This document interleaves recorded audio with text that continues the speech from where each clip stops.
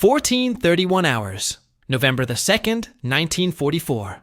The world is a canvas of blinding white and deep, aching blue.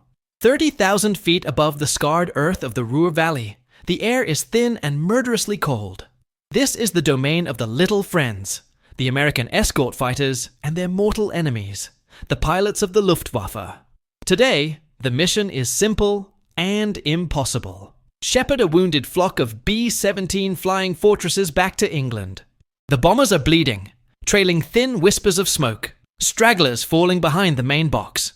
Below them, Flak Alley has torn them to pieces. And now, the wolves are circling. First Lieutenant Jim Deacon Harris scans the sky, his head on a constant, swiveling pivot. His squadron of P-51 Mustangs is running on fumes, their fuel gauges dipping nervously toward E. Beside him, flying the new bird, a brute of a plane, the P-47 Thunderbolt, is Captain David Stone. Stone is quiet. Too quiet. Suddenly, Deacon's radio crackles to life. "Bandits! 6 o'clock low! A huge swarm! They're hitting the low box!" Deacon wrenches his head around. Below them, like hornets from a disturbed nest, a Jagdgeschwader of Focke-Wulf 190s and Messerschmitt 109s is rising, ignoring the fighters, focused only on the crippled bombers. There are at least 40 of them. A standard boom and zoom attack is the only option. Dive, make one pass, and use the energy to climb back to safety. But Captain Stone does something else. He doesn't bank. He doesn't roll into a gentle dive. His voice comes over the radio, calm and flat. "Deacon, take the squadron. Keep 'em high. I'm going in." "Rip, wait! That's suicide! You can't engage that whole wing!" Stone doesn't reply. Instead, he kicks his left rudder, rolls his 7-ton Thunderbolt onto its back, and pulls the stick not back, but into his chest. The P-47's nose drops, and drops. It pitches past 60 degrees, past 70, until it is pointing straight down. A 90-degree vertical plunge. On the radio, Deacon is screaming, "Rip! Pull up! Pull up! Your wings won't hold! It's a stupid angle, you'll never recover!" The move is madness.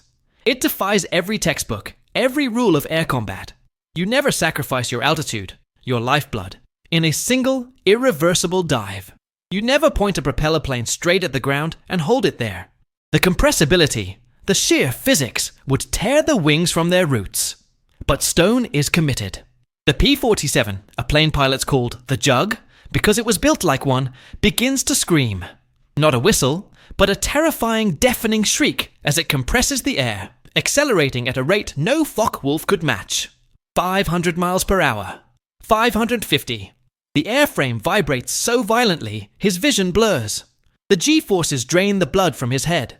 Down below, the German formation, still climbing, has no idea that a 7-ton cannon-fired bullet is falling on them from the heavens. The first 90 seconds of his legend were about to be written. To understand the sheer, calculated madness of Captain Stone's maneuver, one must first understand the brutal arithmetic of the air war in late 1944.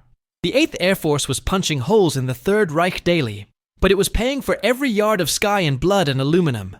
The Luftwaffe, though crippled by fuel shortages and outnumbered, had adapted. They had become masters of the single, devastating ambush. Their new tactic was terrifyingly effective. The company front, or Gefechtsverband. They would gather in massive wings, sometimes over 100 fighters, and approach the American bomber streams not from the front, but from the rear, and slightly above. They would wait until the P-51 escorts were drawn away, perhaps chasing a handful of bait fighters, and then they would pounce. Their targets were always the same: the low box, the stragglers, the wounded bombers flying in what crews grimly called coffin corner. These B-17s were often damaged by flak, unable to keep up, their gunners wounded or dead. The Germans would form a long line, wingtip to wingtip, and simply fly through the formation, their 20mm and 30mm cannons blazing. A single pass could incinerate 3 or 4 bombers in seconds. For the American escorts, it was a nightmare. The German attack happened so fast, often from angles they couldn't cover. By the time the Mustangs dove to intercept, the Focke-Wulfs were already gone, diving away to reform and strike again. This is the world Captain David Stone lived in. He was not a natural ace in the mold of a Gabby Gabreski or a Don Gentile. He wasn't a barnstormer. Before the war, he had been a civil engineer, a man who respected numbers, stress limits, and the unforgiving laws of physics. He flew the Republic P-47 Thunderbolt, and in the high-altitude world of 1944, the P-47 was often overlooked. The sleek, long-range P-51 Mustang was the glamour girl, the Cadillac of the sky. The P-47 was the Jug. It was a flying milk bottle, a 7-ton behemoth built around the most powerful piston engine in the sky, the Pratt & Whitney R2800 Double Wasp. It was famously tough. Pilots said you could fly it home with half a wing missing. But it was a heavyweight. It couldn't turn with a 109. It couldn't outclimb a Focke-Wulf. But there was one thing it could do better than any other airplane on Earth. It could dive. Stone had read the reports. He'd studied the engineering specifications.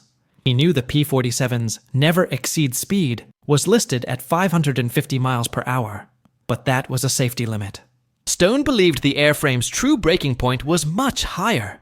He had become obsessed with a dangerous phenomenon known as compressibility, the point at which airflow over the wings approached the speed of sound, locking the controls and making a pull-out impossible.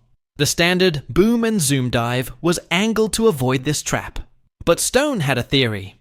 What if, instead of avoiding the speed, you used it? What if you used the Thunderbolt's immense weight to achieve an acceleration so profound, so utterly vertical, that you arrived in the middle of the enemy formation before their synapses could even fire? He was about to test that theory. The situation was not just bad. It was a tactical impossibility. Below, the German Jagdverband was executing its attack with chilling, rehearsed precision. They had timed it perfectly. Deacon's P-51s were at the top of their patrol altitude, positioned to guard the high box, but they were critically low on fuel. To dive down, engage in a full-throttle dogfight, and then climb back up was not an option. They had just enough gas to get home. This was the Luftwaffe's cruel genius. They attacked when the escorts were at their most vulnerable, forcing a terrible choice between saving the bombers and saving themselves. The sky was full of desperate radio calls. Mayday, Mayday, number 3 engine is gone. Gunners, is anyone alive back there? They're walking right through us. Where are the little friends? This was the problem Captain Stone saw. He was in the perfect position vertically, but tactically, he was isolated. The German formation was climbing into the bombers, their energy state high. Stone, in his heavy P-47, couldn't just drop into a 45-degree dive. By the time his Thunderbolt built up enough speed, the Focke-Wulfs would have completed their pass, leaving a trail of burning fortresses, and would be diving away. He might, if he was lucky, catch the last man in the German line. It was a trade he was unwilling to make. One fighter for 3 bombers was a losing equation. He watched the first wave of 1-90s hit the stragglers. The tracers looked slow from this altitude, like lazy red lines connecting predator and prey. Then, the flashes. A B-17's tail section simply vanished, disintegrated by a storm of 30mm shells. Another's wing folded in on itself, the bomber cartwheeling into a terminal spin. The frustration for an escort pilot was a physical sickness, a white-hot rage that battled the icy fear. They were guardians, and they were failing. The textbook solution, a shallow energy-saving dive, a single pass, and a climb back to altitude, was useless here. It was a solution for a one-on-one duel, not for disrupting a mass execution. The problem wasn't how to shoot down a plane. The problem was how to stop 40 planes, right now, before they evaporated the entire low squadron. Stone's squadron was too far, his fuel too low, and his aircraft too heavy for a conventional fight. The Germans knew it. They were counting on it. They were counting on him to follow the rules. Captain Stone's solution was not born of panic. It was a cold, brutal calculation. An engineer's answer to an unsolvable equation. He had seconds. The textbook was useless. The rules of aerial combat were written for planes, not for 7-ton projectiles. And that was the breakthrough. He would stop flying his P-47 like a plane. He would fly it like a bomb. His target was not a single Focke-Wulf. His target was the empty space in the very center of the German formation. He had read the test pilot's reports on compressibility. He knew that as the P-47 approached Mach 75, the airflow over the thick, elliptical wings would go supersonic, creating a shock wave that slammed the nose down and froze the elevator controls. It was a death sentence for most pilots. But Stone remembered a footnote in a report from Republic. A test pilot, caught in a terminal dive, had discovered something. The controls froze, yes, but the rudder still had some bite. And the P-47 was the only plane tough enough to survive the transition. More importantly, it had dive recovery flaps, small, sturdy surfaces designed to deploy into this supersonic wash and theoretically pitch the nose up. They rarely worked, but rarely was not never. Stone was betting his life on that distinction. His plan was utterly, terrifyingly simple. He would not engage in a dogfight. He would not make a pass. He would perform a vertical execution. By diving at a true 90-degree angle, he would use Earth's gravity as a secondary engine, accelerating his 14,000-pound jug to speeds far beyond its red line.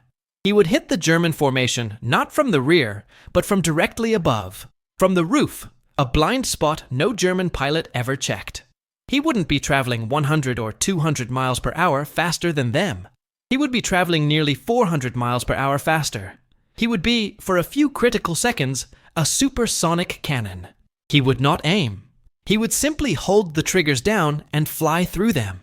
The sheer psychological shock of a 7-ton fighter appearing from nowhere, screaming like a banshee, would be as devastating as his 8 50 caliber machine guns. This was his breakthrough.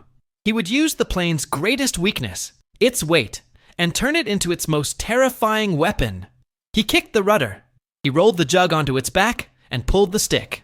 The artificial horizon spun. Blue became brown. Brown became blue. And then, just brown. The altimeter began to unwind like a broken clock. 30,000 feet. 25. The wind noise was no longer a whistle. It was a physical scream that penetrated the cockpit, the canopy, his very bones. The airframe began to shudder. A deep, bone-jarring vibration. This was compressibility. The stupid dive angle was now his reality. He was locked in. The P-47 was no longer flying. It was falling, a streamlined anvil aimed at the heart of the Reich. 20,000 feet. The German formation, now just 5,000 feet below, ballooned in Stone's windscreen. They were still in their orderly, arrogant climb, fixated on the B-17s. They were completely, fatally unaware. Stone's airspeed indicator was jammed against the pin, useless.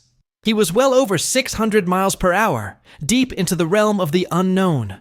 The vibration was so intense, he could barely see his gun sight. He didn't need to. His plan required no aim. He mashed the gun trigger. All 8 guns opened at once. The jug was a flying shotgun, spitting out over 100 rounds of armor-piercing incendiary a second. Stone wasn't aiming at a single plane. He was hosing down the entire enemy wing. His stream of tracers was a solid, 20-foot-wide buzzsaw of fire. He entered the German formation from the top. The first Fokker-Wulf pilot never even knew he was at war. Stone's vertical pass caught him full in the cockpit and engine. The 190 did not catch fire. It did not spin.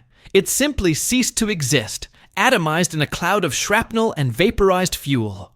The effect was instantaneous, total chaos. The Jagdverband broke, their perfect formation shattering like glass. Stone, still holding the triggers, flashed through the center of them. A Messerschmitt 109, climbing hard, pulled up to avoid a collision, presenting its entire belly. Stone's 50 caliber rounds walked from its nose to its tail, cutting the plane cleanly in two. The pilot was thrown clear, a ragdoll against the sky. A second 190 banked hard left, right into the stream of fire. Its entire right wing was sawed off at the root. Stone was a specter, a cannonball from God. He was in and out of the formation in less than 3 seconds. Now the hard part. He was at 15,000 feet, still in a 90-degree dive, and approaching the hard deck, the ground. He released the triggers. He pulled the stick. Nothing. The controls were concrete, locked solid by the supersonic airflow. This was the trap. This was compressibility. He kicked the rudder. The plane shimmied, but the nose stayed down. Panic clawed at his throat. He punched the emergency dive flap toggle. The small flaps deployed under the wings. The shriek of the wind changed pitch as the aerodynamics were violently disrupted. The P-47 bucked like a mule, the G-forces slamming Stone down into his seat with the force of 10 men. Blood drained from his head, his vision tunneling to a single gray pinprick. He was blacking out. But the nose was coming up. He had survived the dive. As he leveled out, gasping at just 8,000 feet, he looked up. The German formation was decimated. He had cut their heart out. But they were not beaten. They saw him now. One American, alone, slow, and with no altitude. The wolves turned. A flight of 4 Focke-Wulfs, veterans, peeled off and dove on him. This was no longer a physics experiment. This was a knife fight. But Stone had one last card. He was flying the P-47M, a late war model with a super-boosted engine. He jammed the throttle into war emergency power. The double Wasp engine roared, injected with water methanol, and the jug accelerated not like a truck, but like a racer. He met the first 190 head-on. They raced at each other, both firing. Stone held his nerve. The German pilot flinched first, banking away. Stone raked his fuselage, and the 190 fell away, smoking. He was still in it. The entire engagement, from the top of his dive to this first exchange, had taken less than 90 seconds. The sky above was a confusing mess of burning wrecks and frantic diving planes. The bomber crews, watching from above, were stunned into silence. The sky, which moments before had been a 3-dimensional chessboard of tactical chaos, was suddenly, shockingly empty. Captain Stone, his P-47M shuddering from the extreme G-load, leveled his wings. His fuel gauge was bouncing on empty. His body ached, the G-forces having momentarily compressed his spine. He looked back and up. The battle was over. It hadn't been a battle.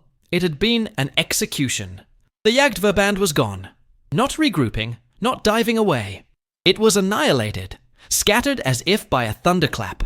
The radio, which had been a cacophony of panicked German voices and American warnings, was silent. Then Deacon's voice cut through the static, high-pitched, incredulous. "Rip! My God! Rip! Are you alive?" What was that?" Stone keyed his mic, his voice a dry croak. "I'm with you, Deacon. Let's get the big friends home." The results were not fully understood until his gun camera footage was developed. The film was blurry, vibrating so violently from the dive that it was almost unusable. But it showed enough. It showed the first Focke-Wulf climbing, unaware, simply evaporating in a direct hit. It showed the Messerschmitt being surgically dismembered. It showed the third 190's wing shearing off. 3 confirmed, undeniable kills by Stone himself. But that was only the beginning of the story. The pilots in the bomber stream, who had the clearest view, told the rest. When Stone's Thunderbolt, screaming like a banshee, punched a hole through the center of the German formation, the effect was pure, primal terror. The German pilots, so focused on their attack run, broke. They broke hard.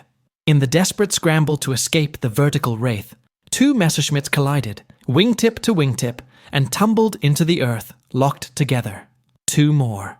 The German wing commander, attempting to roll and engage Stone, pulled too hard on his stick, stalled his aircraft in front of his own wingman, and was fatally shredded by friendly fire.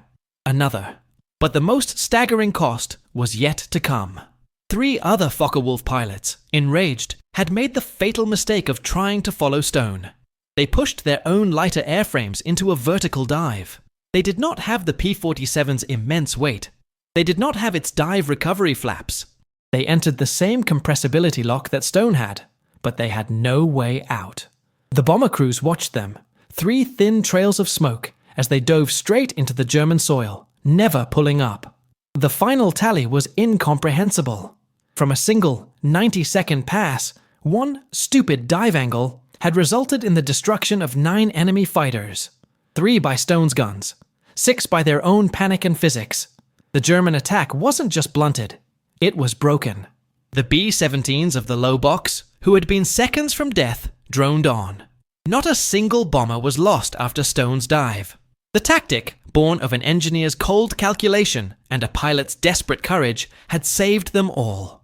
Captain David Stone landed at RAF Duxford 90 minutes later, his airframe stained with cordite, oil, and the faint, vaporized mist of his victims. He shut down the double Wasp engine, and the sudden silence was deafening, broken only by the English rain. He sat in the cockpit for a long moment, the adrenaline draining away, leaving only a profound, bone-deep weariness. When the intelligence officer debriefed him, Stone's report was flat, technical, and utterly unbelievable. Engaged approximately 40 bandits. Expended 800 rounds. 9 victories claimed. The debriefer almost laughed. 9? In one pass? Not even the greatest aces in the service had ever claimed such a thing. It had to be a mistake. A gross overclaim. But then, the reports from the bomber crews came in. They didn't just confirm it. They described it in awestruck biblical terms. They spoke of a bolt of lightning and a silver demon that fell from the sun and tore the sky in half. And then there was the gun camera film. Shaky, blurred, almost incoherent. Yet, it showed 3 distinct catastrophic impacts. The math, when combined with the eyewitness accounts of mid-air collisions and the 3 fighters that simply dove into the ground, added up. 9 aircraft. 90 seconds. The numbers were hard, cold, and undeniable. David Stone was awarded the Distinguished Service Cross, but his stupid dive angle never became a standard tactic. It couldn't. It was, as one report concluded, a singular act of engineered desperation. It required a specific pilot in a specific, famously overbuilt aircraft, possessing an intimate, almost reckless understanding of aerodynamics that bordered on madness. To attempt it was to gamble with the laws of physics, and the laws of physics rarely lost. Stone had drawn a royal flush, but no one else was willing to risk that bet again. His maneuver was a footnote in the tactical manuals, a what not to do that, just once, had saved everyone. After the war, Stone didn't stay in the Air Force. He went home, returned to his wife, and resumed his career as a civil engineer. He spent the next 40 years building bridges, structures of steel and concrete that obeyed the rules, that were designed not to break, not to be pushed to their terminal velocity. He rarely spoke of the war, and almost never of that day. But the men who flew with him, the bomber crews who owed their lives to him, they never forgot. In the hushed halls of VFW posts and squadron reunions, they told the story of Stone's plunge. The Day 1 pilot, in one P-47, faced with an impossible problem, decided to stop flying and simply become a weapon. It is a testament to the quiet, hidden genius that is often forged in the crucible of war, where a civil engineer's mind could become, for 90 terrifying seconds, the most lethal thing in the sky. If this story moved you, hit like and subscribe, because history like this, and the quiet heroes who wrote it, deserve to be remembered.